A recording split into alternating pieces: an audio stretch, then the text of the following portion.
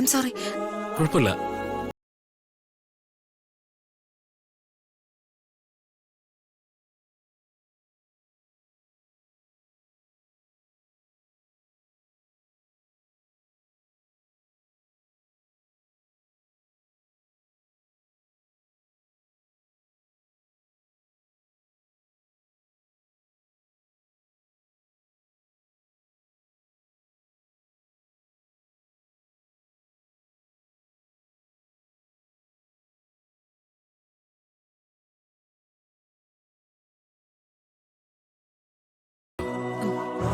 Excuse me. Sorry, ഞാനിതുവരെ ഒരു പെൺകുട്ടിയോട് ഇങ്ങനെ സംസാരിച്ചിട്ടില്ല. ഐ മീൻ, സംസാരിച്ചിട്ടില്ലെന്നല്ല, ഇങ്ങനെ പ്രേസ് ചെയ്ത് ആരോടും ഒന്നും പറഞ്ഞിട്ടില്ല. പക്ഷേ തന്നോട് എനിക്ക് പറയണമെന്ന് തോന്നുന്നു. തന്നിലേ എന്തോ ഒരു പ്രത്യേക അട്രാക്ഷൻ ഉണ്ട്. You are something special for me എന്ന് തോന്നുന്നു. ഓക്കെ, ഞാനെങ്കിൽ അങ്ങോട്ട് പൊയ്ക്കോട്ടെ. പോയിട്ട് എനിക്ക് കുറച്ച് ധൃതി ഉണ്ടായിരുന്നു. അയ്യോ, ഞാൻ പറഞ്ഞത് ഇഷ്ടമായില്ലേ?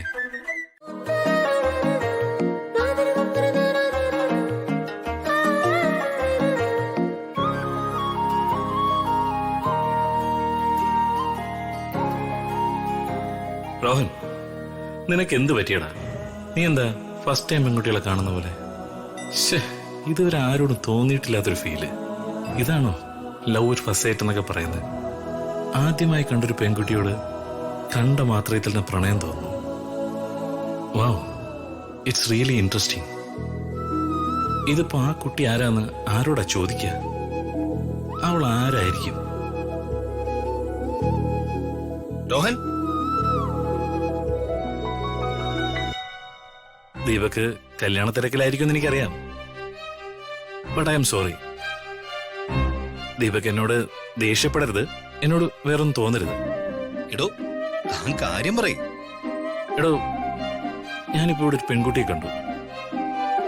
പെൺകുട്ടിന്ന് വെറുതെ പറഞ്ഞാ പോരാ, നല്ല മാലാഖയെ പോലെ ഒരു സുന്ദരി കുട്ടി.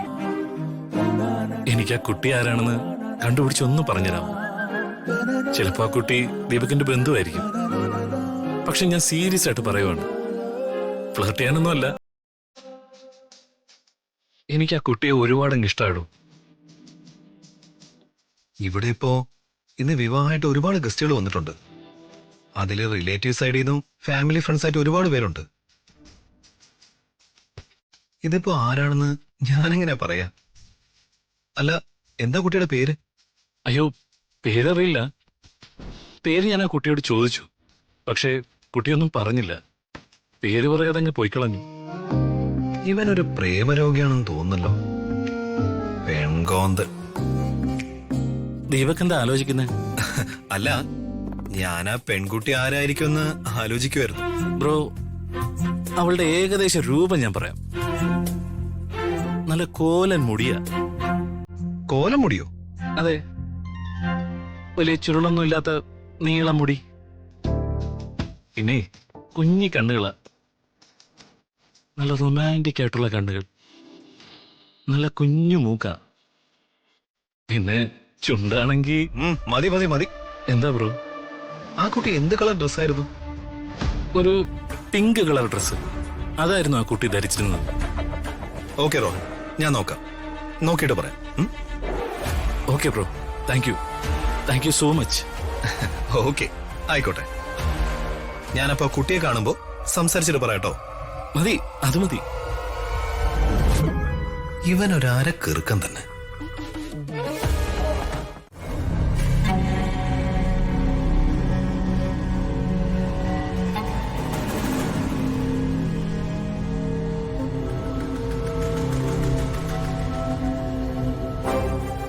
അവിടെ നിന്ന് എന്താ കാര്യം? ഇൻവിറ്റേഷൻ കാണുന്നുണ്ടോ? കല്യാണ ലെറ്റർ ഇല്ലല്ലോ.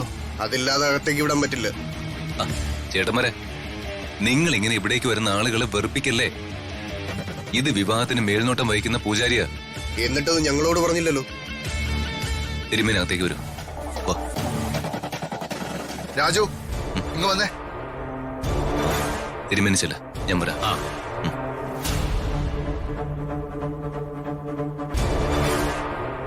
ഇവിടെ ഇങ്ങനെ നിന്നാ മാത്രം പോരാ. മുകളിലത്തെ നിലയിലെ ഹാളിലാണ് ബ്രേക്ക്ഫാസ്റ്റ് എല്ലാം അറേഞ്ച് ചെയ്തിരിക്കുന്നത്. ഇടയ്ക്ക് പോയി അവിടെയും കൂടി ഒന്ന് ശ്രദ്ധിക്കണം. ചെയ്യാം സാർ. ആ സാർ, എനിക്കൊരു റിക്വസ്റ്റ് ഉണ്ട്. എന്താ? അത് സാർ, വരുന്ന ഗസ്റ്റുകളൊക്കെ ബൗൺസേഴ്സ് പിടിച്ചെടുത്ത് ചോദ്യം ചെയ്യുന്നത് ശരിയല്ല. അത് ഞാൻ നോക്കിക്കോളാം. നീയേ അകത്ത് പോ. സാർ, ഞാൻ പറയുന്നത് പോടാ.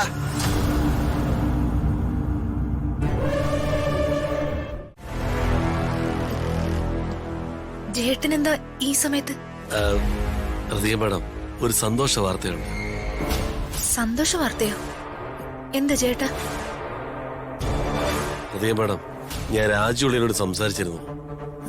എന്നിട്ട് രാജു എന്ത് പറഞ്ഞു? ദീപക്കുമായിട്ടുള്ള വിവാഹം എങ്ങനെങ്കിലും മുടക്കാന്നാ പറയുന്നത്. സത്യമാണോ ചേട്ടാ ഈ പറയുന്നത്? അതെ മാഡം, സത്യ. എനിക്കിത് വിശ്വസിക്കാൻ പറ്റുന്നില്ല. ഹൃതിക മാഡം, തൽക്കാലത്തേക്കൊന്ന് ആശ്വസിച്ചോ. കാരണം അളിയ എങ്ങനെയെങ്കിലും ഈ വിവാഹം മുടക്കും. പക്ഷേ ഹൃതിക മാഡവും അളിയനും തമ്മിലുള്ള കാര്യം ചോദിച്ചപ്പോ അളിയത് ഒഴിഞ്ഞു മാറാൻ നോക്കി. അല്ലെങ്കിലും രാജു അക്കാര്യത്തില് അങ്ങനെയല്ലേ ചെയ്യുള്ളൂ. അതെനിക്കറിയാം. എന്തായാലും രാജു വിവാഹം മുടക്കുമെന്ന് പറഞ്ഞല്ലോ. ഇപ്പൊ തന്നെ എനിക്ക് പകുതി ആശ്വാസമായി. ഹൃതിക മാഡം ധൈര്യമായിട്ടിരുന്നോ? അളിയനെന്താ പ്ലാൻ ഒന്നും എന്നോട് പറഞ്ഞിട്ടൊന്നുമില്ല. പ്ലാൻ എന്താണെന്ന് അറിയുമ്പോ ഞാൻ മേഡത്തെ വിളിച്ചറിയിക്കാം. ഞാൻ വീടിന്റെ പുറകിലൂടെ ആരും കാണാതെ ഇങ്ങോട്ട് വന്നത്. ഞാൻ പോവാ. ഞാൻ മേഡത്തെ വിളിക്കാം. ആ, പിന്നെ മേഡം ഇത് അറിഞ്ഞതായിട്ട് പുറത്ത് കാണിക്കരുത്.